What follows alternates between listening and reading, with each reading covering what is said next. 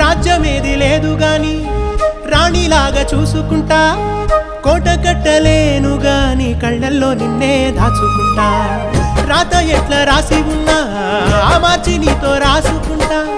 స్వర్గమంటూ ఉన్నదంటే అది నీతోనే ప్రతిరోజు పంచుకుంటా.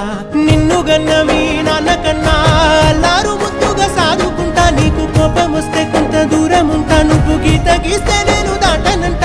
కంట నీరు కంటి రెప్ప దాటకుండా కాటుకై కావలుంటా. రాంబాయి నీ మీద నాకు మనసాయనే, ఏనాడు నిన్ను వీడిపోని నీడైతనే.